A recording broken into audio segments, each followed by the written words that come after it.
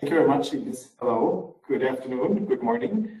My name is Frank Stigmuller. I'm one of the two CISOs, Chief Information Security Officer at SEEBURGER, and would like to give you a very warm welcome here for obviously an upcoming topic that's going to keep us all quite busy here in the IT industry, and everybody who is working a lot with supply chain and in business integration around that. So we'll quickly talk about EU NIS 2, what's coming up. Even if you're not located in the European Union, that may affect you because some of your subsidiaries or customers are located here and will be falling under that regulation. We'll talk about quickly how that's going to be implemented in each member state, or given the example of Germany with the NIS 2 implementation law. And then obviously what is SEEBURGER doing around information security, how you can check your supply chain, and how SEEBURGER does that. And then of course the next steps for you to check SEEBURGER doing the necessary due diligence. Because NIS 2 contains supply management. And obviously that's this webcast slides from chapter 3 to 5 plus some other information gives you the necessary base to do the due diligence here in checking us. So NIS 2 is at the gates together with Cyber Resilience Act for critical systems, and for the banking and finance industry there is an additional regulation coming up called DORA. So NIS 2 is the most prominent part here and focuses on regulating cyber security. The RCE is on top of that for critical infrastructure like power plants, airports, and stuff like that. And DORA, like I said, is actually financial industry and historically regulated by the banking authorities in the respective member state, which now moves to a European regulation. NIS 2 is regulating governance, measurements around IT security and reporting to the local government institution in Germany. That's the BSI, but that will be in each country in the European Union be slightly different.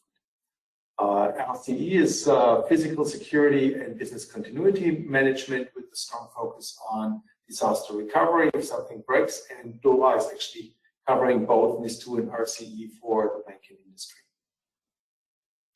Now, as you can guess, SEEBURGER is directly affected and regulated by NIS 2 as a cloud services and managed services provider, effective starting on the 18th in October. We're not directly regulated by the resilience for critical systems because we do not operate critical systems in the sense of the regulation. And however, we have customers that do that, and they typically operate these critical environments themselves. But we're indirectly covered by DORA as well, because we're an IT service provider under Article 30.2 of DORA. And DORA will actually need 3 more months so it's going to become valid mid-January next year. So let's focus on these two, and the other ones actually flow along with that. NIS 2 actually has a name that actually practically cannot be abbreviated, but because the previous regulation NIS 1 actually was called NIS 1, everybody calls it NIS 2. I've just put out the official name here, and NIS 2 is not a regulation but a directive. Nevertheless, actually, if there is no local law in place that implements it into the local EU member state, practically by October it becomes active indirectly in some way. Because of the experience we've seen with previous situations like this, and the European courts then say, well, that the local country hasn't implemented it, nevertheless it's still relevant. There is a differentiation between critical, and you are actually also covered by EU RCE, very important entities, and that covers quite a few companies in Europe which so far have not been regulated around cybersecurity. Important part is that there is a draft out there for the Implementation Act for NIS2 with details, 27 pages regulating the details of Article 20 governance and 21 risk management and measures. Plus the reporting in Article 23, there is also a very close definition of what significant incidents are, which you have to report very quickly to your local government, so to say. We believe at SEEBURGER that ISO 27001 is this time is the de facto standard for certifications, and the Article 24 might remain theoretical, because by the time the European Union maybe has come up with a cyber certification, everybody will have finally got to ISO 27001.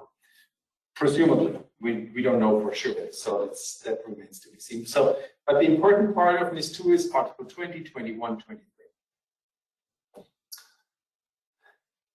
Who is actually directly affected by NIS2?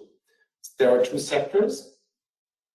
SEEBURGER as cloud services or managed services provider falls under sector 1, and then the size plays a role. And there also SEEBURGER in Germany, where our headquarters is located, is also part of that. So we're actually sector 1 and a large enterprise in the sense of the definition. So we are what we would consider a very important entity in the scope of NIS2. Now, obviously, we see good interest here in this call, and it's an indicator of many companies will be affected by this. To give you a few numbers, so far in Germany, we had probably 3,000 companies altogether, which were critical and directly affected, and another 3,000 somehow regulated, and that will go up to 30,000. We believe that in the European Union, at least another 30,000 companies will be added. So gives you an idea of a factor 5 to 10, the number of companies go up easily. And so this massive increase of regulated companies will lead to a lot of cybersecurity inquiries from customers to their IT suppliers. Likewise with GDPR in 2018. Although NIS2 is mainly a B2B type of play, it's like we expect quite a few customers being concerned about it and contacting us, because many customers of SEEBURGER in our installed base will be affected with this. Just quickly, let me summarize DORA for the finance industry. It's like NIS2 practically, like I said, but on steroids for financial markets. It's going to be in January this year, and the regulation will be moved from per country to the ECB, the European Central Bank, or ECB. And they will actually mandate European supervisor authorities, of which there are 3, to define technical standards within the framework. Indirectly, SEEBURGER is affected because we're an IT provider, and that makes us falling under Articles 28 to 44, because we've got a reasonable number of customers who are in the financial industry and fall under DORA. So we are practically, like many others, regulated twice in a way. Now, important to note for those of you who already had a look at DORA and fall under that, is that SEEBURGER is a key provider of a normal level, and that means Article 30.2 applies, not 30.3. Yeah, because that makes a substantial difference. There are quite a few additional topics to consider under 30.3, and we obviously want to avoid that. Uwe, please. Yeah, so welcome also from my side. My name is Uwe Heber. I'm the other co-CISO at SEEBURGER, and I would like to go now into more detail about how those laws are implemented within the single national requirements. So on the example on the NIS2 in Germany, it's called NIS2 Umsetzungsgesetz, transition law. I don't know how to translate that. And the idea is that in Germany, we need to create our own law, which is then extending the existing EU NIS2 regulation directive, which is regulating on a very high level. So they are not providing that many details how to do things. So the national law is the expectation which shall be in place in October 2024, has to define the local specific requirements like the authority, the BSI to report to, and also other details. So far, we do not expect that Germany will be in time. So we expect that this Umsetzungsgesetz for Germany will be in place earliest Q1 2025. And meanwhile, the European Union will provide most probably in October the Implementation Act. So it will be a document with very specific requirements how to implement those articles provided by the EU NIS2 directive. So we expect that this will be the leading document until our national law provides something more specific. Yeah. Even if it goes further than that, actually, the important piece is the NIS2 itself and the Implementation Act that is in place for the time being. And that's the German example. Obviously, in each country in the European Union, it looks slightly different. Nevertheless, as you see, we recommend that you use ISO 27001 if you're certified, and the controls from there to a mapping to provide the evidence of compliance with NIS2, because that's probably the easiest. So, yeah, how do we prepare for the requirements? So we know already the requirements because especially the EU NIS2 Implementation Act is already in the draft stadium, so everyone can read this draft. There might be changes, but not that many, so we already know what are the major requirements. And what we do, we did already complete the upgrade from our previous ISO 27001-2013 revision to the 2022 revision, which brings in new controls, which also support the requirements from this EU NIS2. We do a check on our current ISO scope so that everything which is required by EU NIS2 is also within our scope. So we are currently checking scope extensions for the relevant parts of our business. We, of course, check the EU NIS2 IT Implementation Act, as this is the most valuable document at the moment, which provides guidance on this topic. And we already have created control mappings between our ISO 27001 controls and the requirements of the EU NIS2 Article 21, which is mainly describing risk management and measures to be in place as the requirement. In addition, we have other audit reports and also certificates like ESIA 3402 Type 2 audit. We are already maintained since many years, providing a lot of details about specific controls and the implementation of the controls. As an evidence, created the audit by KPMG. As external party, the same for TISAX. TISAX is similar to the ISO 20001 controls, but provides on top more specific maturity level, and is also providing a different kind of report, which can be downloaded on the ENX portal on demand. We already think about if further certifications make sense. So far, we have in mind checking BSI C5, but still not yet decided to go that way. We'll see what fits best. So our current understanding is that ISO 27001 will map nearly completely to the requirements of EU NIS2. So this is the way we definitely go in future.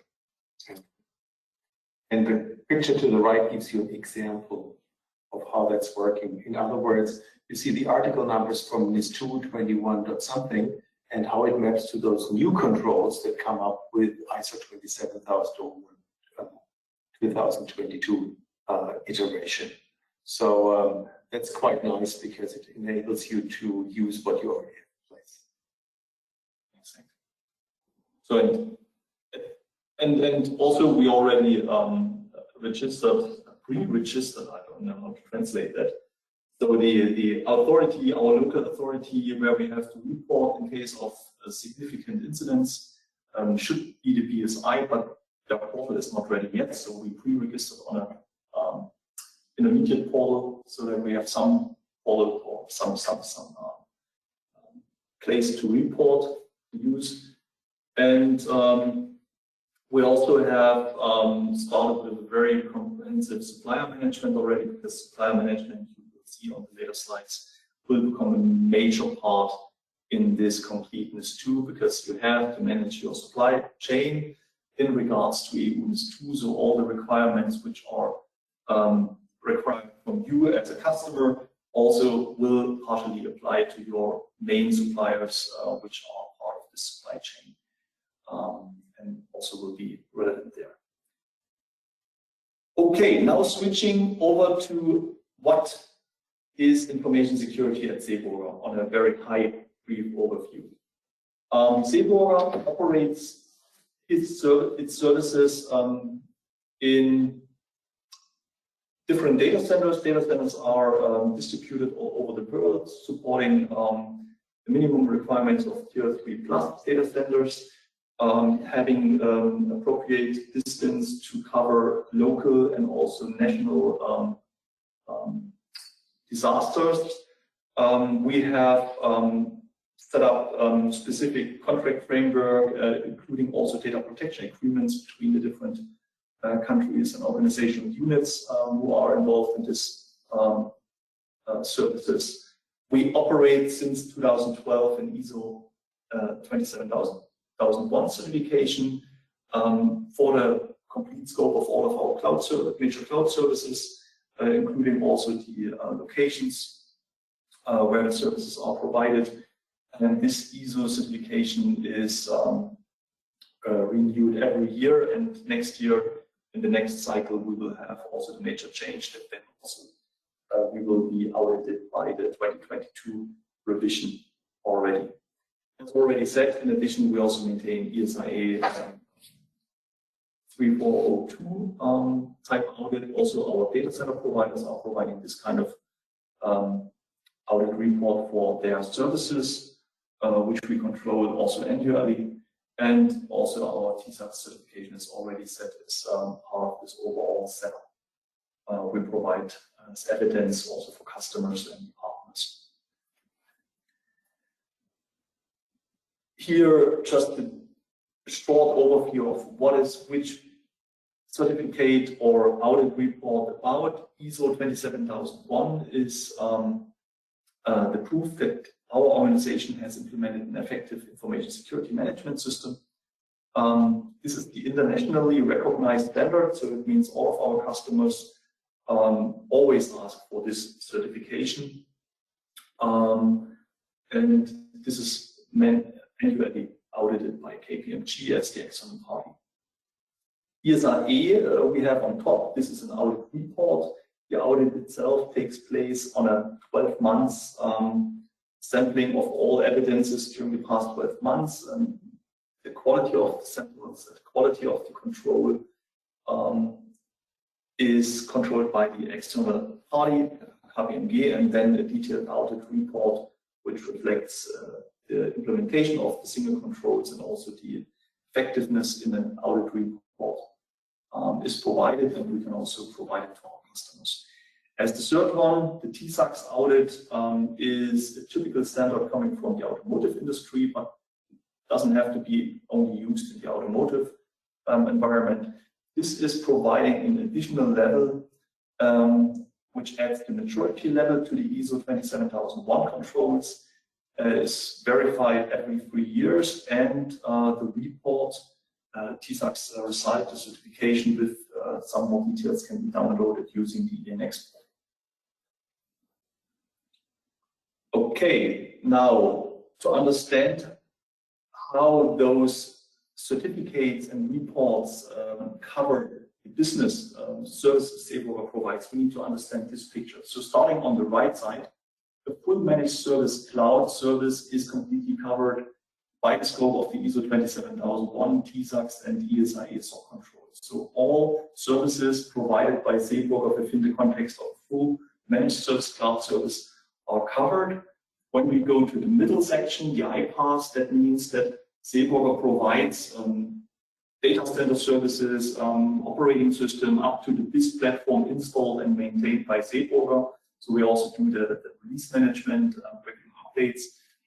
This part provided by SEEBURGER is still under the scope of the certifications and audit reports, but on top, the customer acts with his personnel on this machine, can do whatever you want to do, configure, change, doing everything. So this part already would become the part of the customer responsibility when it comes to these two requirements to implement them. Of course, we support, but basically they would not be included within our current certification.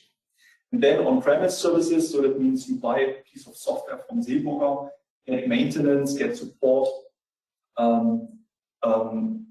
You just will see the lower three red lines, which is the responsibility of SEEBURGER. All services and parts above would be in responsible of you as a customer to cover with your local operations and processes. Okay, this one also very often asked by our customers, do we provide pen tests and what do we pen test? So when we talk about our service landscape, then on the right side we have the bottom line. This is our internal infrastructure, our network infrastructure, our users like how we authenticate. We do have internal pen tests set up for this. On the middle layer, we have our typical services. Here in the example of the cloud services, we do have our software we use as it is provided by our development and QA department. In QA, in the CE/CD line, it's already included that the permanent security check is done using currently Black Duck and Sonar, doing CVE handling of the artifacts in this line, and also doing security checks, mostly automated. Every change we do every night. Then on the services which are provided for the outside world, so you as a customer, for instance, customer portal, BIS portal, for those services we have external pen tests planned and implemented, running permanently. And in addition, we also are partner for Security Scorecard, which is specific scorecard service, which is also permanently testing all externally exposed services for defined risks. A very comprehensive framework providing very deep feedback and, as I said, permanently. So it's not a single pen test per year, it's running every day, providing every day updates on the current level. Yeah, from that was the cloud customer type of perspective. And on the left side here, I would like to give you a quick overview on the on-premises customers type of perspective, how you would actually be able or empowered to do threat intelligence and pen testing on your side. We, of course, support you with software and solutions where we have our vulnerability handling and according disclosure in place. So if we find something, then obviously it's going to be corrected and then provided by the necessary instructions in the release notes by patches, hotfixes, or some other way. There is user documentation, we have release notes, and that is coming via the known SEEBURGER service desk for you. So in terms of due diligence, you are empowered to do that by installing the necessary rectifications of errors. And that is part of software maintenance, just as it is outlined and defined in typical maintenance contracts that we have. On the right, gives you the holistic listing of pen tests that we're doing this year. have been doing or are still in the process of doing or will do by the end of the year. And as you see, actually, we have information security, our corporate IT, our cloud IT, and development working in this field. And we do that on a regular basis. We plan a certain amount of tests. And depending on how the year goes, some stuff might be postponed to the year after, and some stuff maybe runs faster than we anticipated. We also have a similar testing and plan for instance, for our business continuity management. So it always needs a balance of where you invest your time and resources in, and that may also change through the year depending on certain threats that we identify out there. Security scorecard, like we said, is 96 points of the premium model. So if you go to our SEEBURGER website where it says certifications, there's the link towards where you can check us on a regular basis. You can also, of course, exchange SEEBURGER with your own URL, DNS name, and then you can see your own score probably. So it gives you a nice comparison if you want. Business continuity, other big topic customers ask us about. We provide our typical information, certificates, FAQs, all that stuff, this type of webcast. But then there's, are you doing business continuity management? Yeah, of course we do.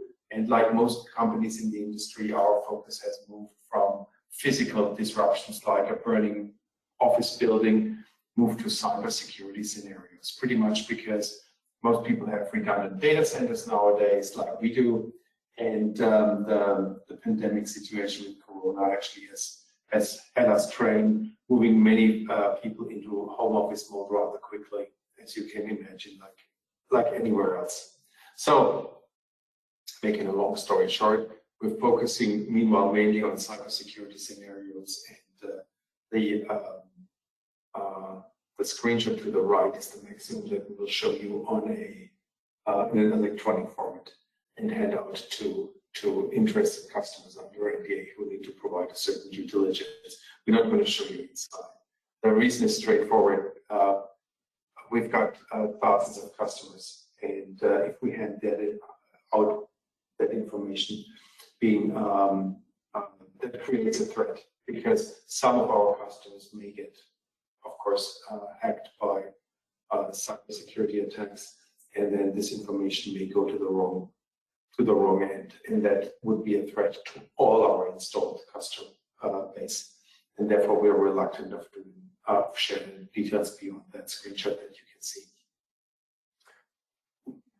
Another thing where we were quite reluctant to work with is our cyber risk rating platforms, except Security Scorecard. The reason is they're all pretty much the same to a degree, because they scan from the outside and the stuff they can see is the same for all of them. We've listed 10 here, but we're working with Security Scorecard. Like I said, it's a freemium model. You can check our rating. And we kindly request your understanding that we will not do others, because it's just like a lot of extra overhead to just register, keep it updated, follow up on their requests. Everybody formulates stuff a bit differently, and that makes it a cumbersome exercise. The other thing is third-party risk management platforms. We've listed about 14 here, which we have seen over time. But these TPRMs are typically meta platforms to provide certain scores on. They ask certifications. They ask other things like the business continuity plans, which we will not provide to them, you know. And so because we don't know actually where this really goes to. We can't maintain these certification scores. So we're reluctant to do that. We provide customers the necessary information to do the necessary due diligence. But most of these platforms are US-based, and they use artificial intelligence to screen the stuff. And it's unclear sometimes what that means with our intellectual property, for instance. So those are the options where we are reluctant to work with, except Security Scorecard. But that gives you a nice view of a certain perspective. Now, when it comes to checking your supply chain, handing it back to Uwe what is the generic approach, and we'll talk about how that can be adopted to SEEBURGER in a second. So we remember that EU NIS 2 also requires that the supply chain needs to follow the regulations within this EU NIS 2. So SEEBURGER as a customer has, of course, a lot of external suppliers in the IT sector. Some of them are critical for us, some of them not.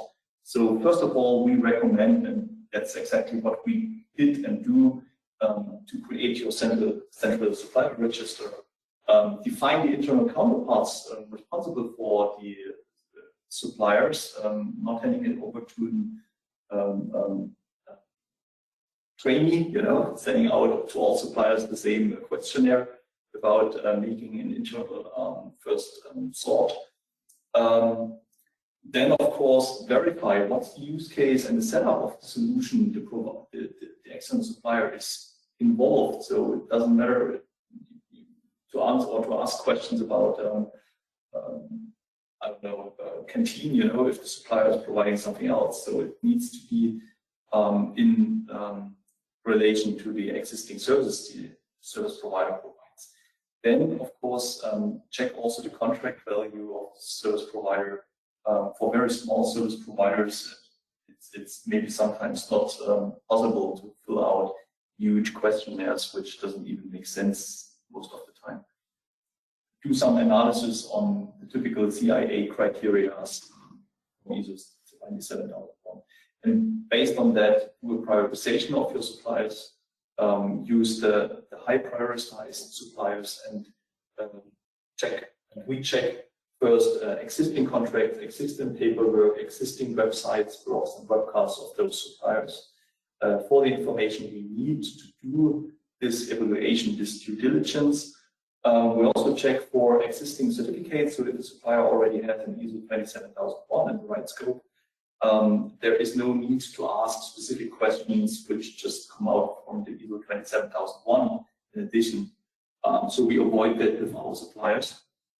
We also verify if the current contract does not reflect all the requirements which are needed for contractual. In the EU NIS 2 context, we provide a cyber security addendum, or we agree on the existing addendum the supplier might already have. And of course, we also have to consider audits. But at the end, our suppliers also face the question, okay, so if you want to audit us individually, so who's paying for the efforts we have to support you on the audits, and what is the additional value you think the additional audit will bring if we provide you all the certificate and attestations already? That's how we approach our suppliers, and we already recognize this is a good approach. We do not bug our suppliers with unnecessary questions. If we recognize that based on the documentation they have, few questions are still open, then we ask the few questions, but not sending out a complete questionnaire. We have actually evaluated our suppliers with a maximum of 25 questions for the NIS 2 compliance earlier in the year by mapping actually typical ISO controls to the typical paragraphs in Article 20 and 21. But that was very, very mild. We sometimes see customer questionnaires with 250 questions plus. It's just like, and each one of these is actually a different one. Of course, it's always a slightly different structure.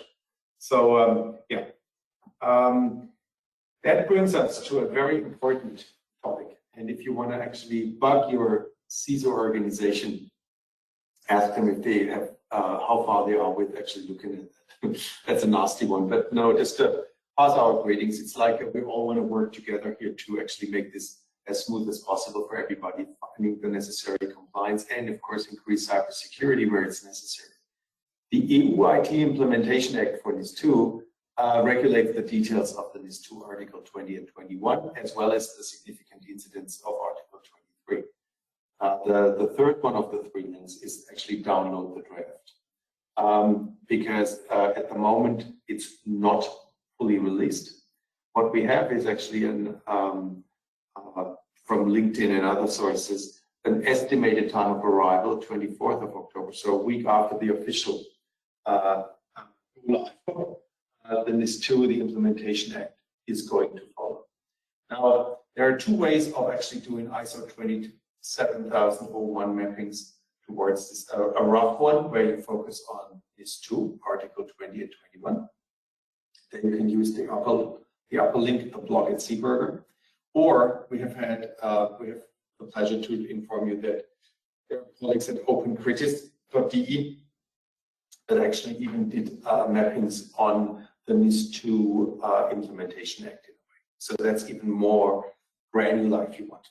Now it's a matter of taste if you want to do the rough thing or the granular thing, but it's generally recommended to consider that for providing the necessary evidence. And to understand it, of course, you have to download the draft. Personally, I think the most important part of the Implementation Act is Article 514, because that actually outlines on a full page what cybersecurity addendums, similar to the GDPR contracts you may remember from back in the days of 2018, paragraph 28, which it lines out. So that Article 514 in the Implementation Act will give you an idea. Now, IT suppliers, ICT suppliers have their own cybersecurity standard certifications.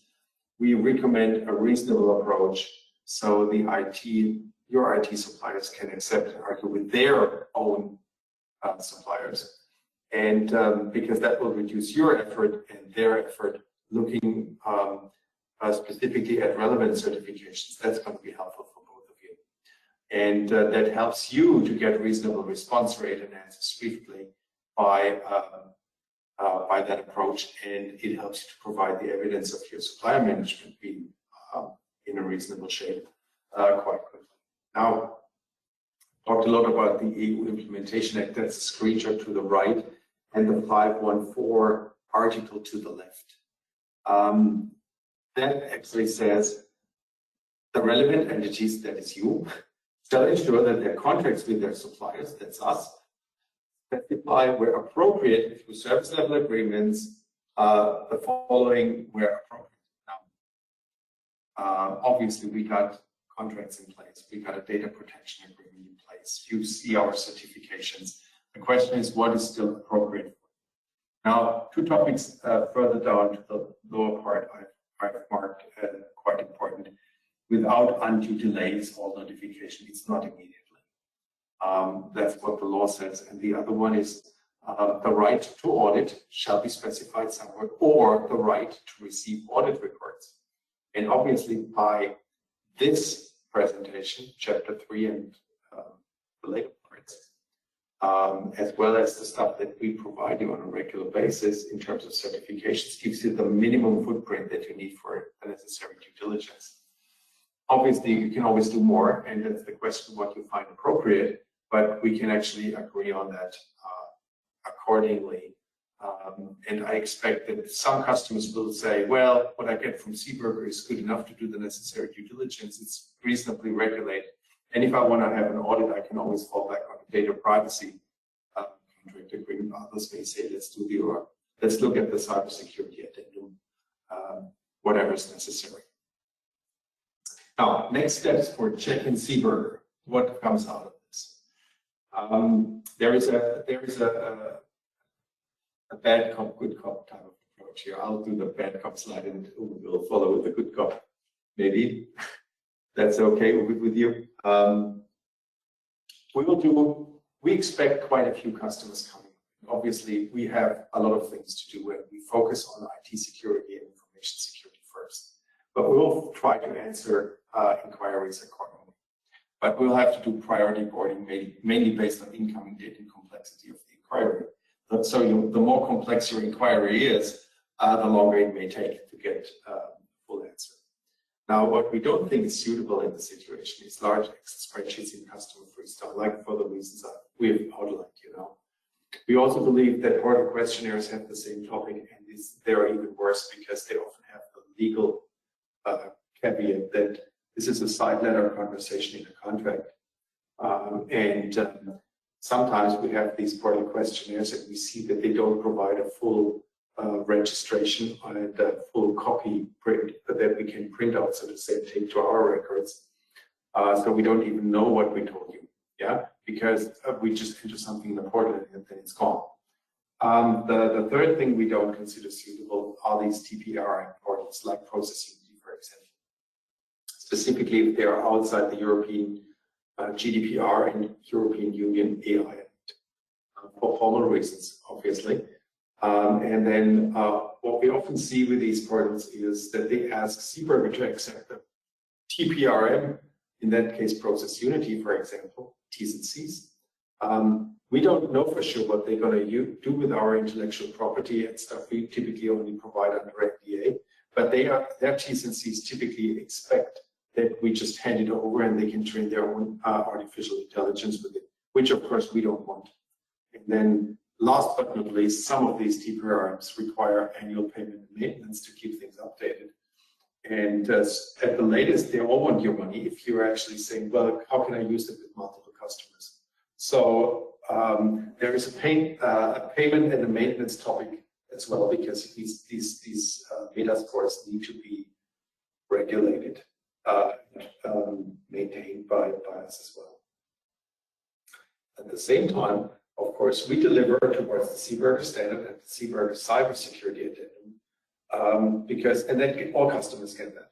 Regardless if the CSA is in place or not, we actually do deliver according to that. It's aligned with EU NIS 2 for us, so and our ISO 27000. What we do not consider suitable when it comes to contracts is external cybersecurity contracts with unclear terms, additional contracts, specifically when it says immediately instead of undue delay, because that actually moves the burden of proof to SEEBURGER, and we don't think that's feasible.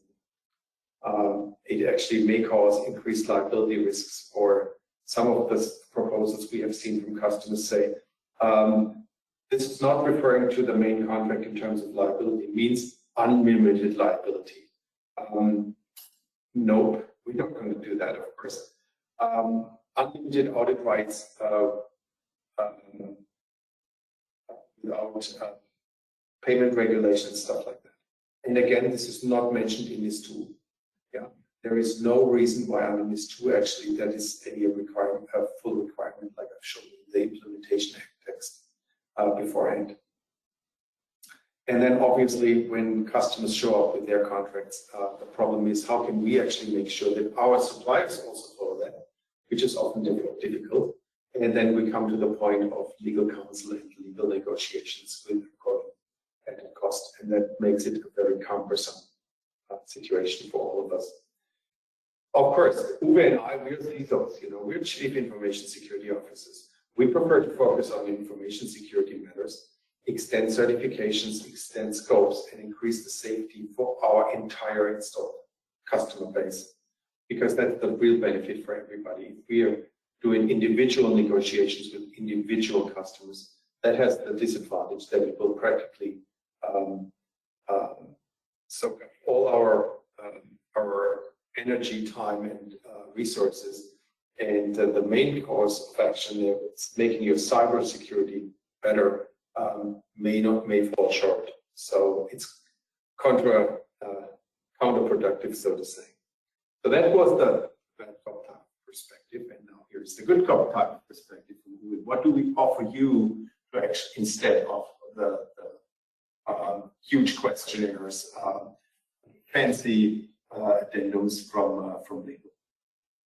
So as I already explained what we do with our suppliers, we would also recommend you to do with us.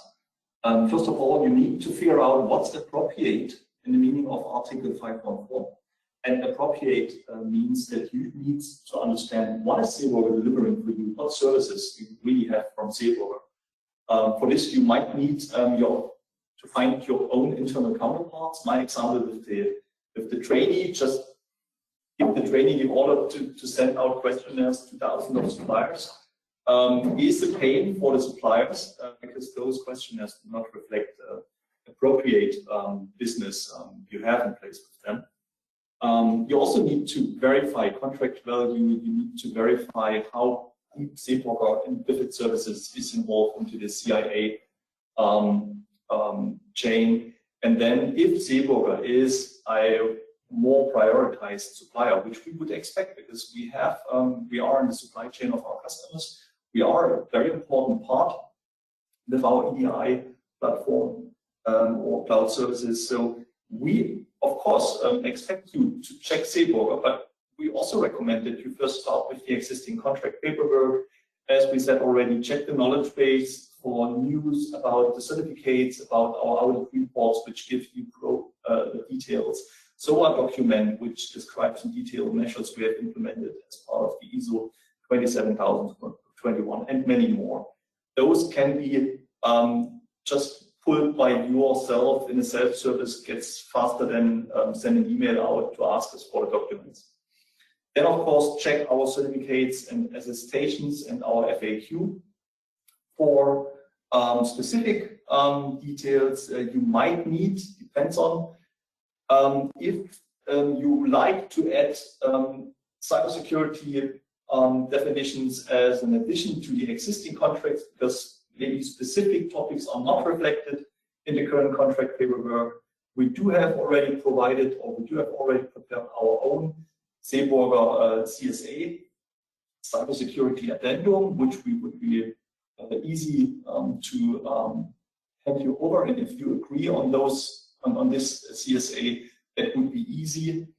We also will offer next year a audit convention, which means that instead of having multiple individual audits with each single customer who likes to have such audit, we will plan one audit, how is it called, convention here at SEEBURGER, where we CISOs with other colleagues from IT, cloud, support, whoever is needed, will answer your questions, also provide you some insight into specific documents, policies, if necessary. So you can audit us if needed on such a convention. That's the idea, which saves time on both sides. And this is also the very last slide. Very well. Yes. This is maybe the best message of the part. So